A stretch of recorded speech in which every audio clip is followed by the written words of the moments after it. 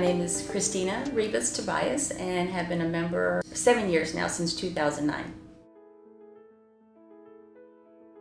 Going back a little bit, 17 years ago, I was diagnosed and treated for Helicobacter pylori. It's a bug that causes ulcers. Then I was told that not treated, it can turn into cancer.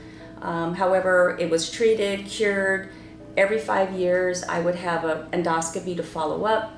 More recently, in May of 2016, it was time for another endoscopy.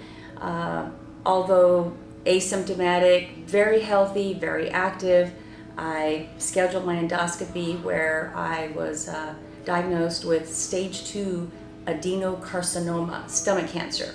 Things happened very fast after that. Met with the surgeon, met with my oncologist, made a plan, had 75% of my stomach removed, 30 lymph nodes.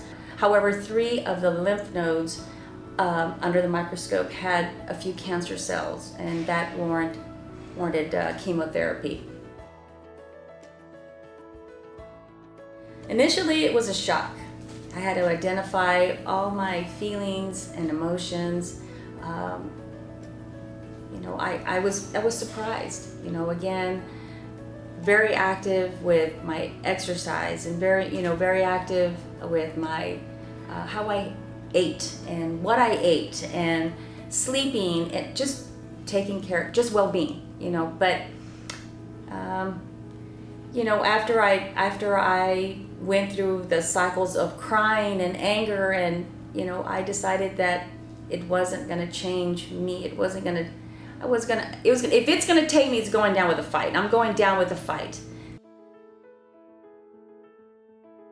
Well, to start, working out, being here for the last 7 years, I've learned so much about myself and, how strong I am, starting with classes of yoga and then kickboxing and then boot camp and then, training with Chris Ortiz prior to my illness.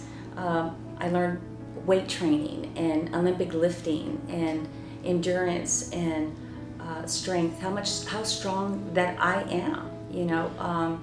Right before the surgery, I started training with Adar Reyes, and since then, since the surgery, I just started back. I started slow. I would say about 2 weeks after surgery, I started on the treadmill, 5 minutes, 10 minutes. Before you know what I was doing, 3 miles. And now I am back with the dark, and we are doing weight training, resistant training, and for cardio, he has introduced the sled back into my program, rowing. There's 1 week out of every 3rd that I am doing a very more aggressive treatment. It takes its toll. A few days after treatment, I'm more fatigued, not able to come to the gym, or my immune system's compromised.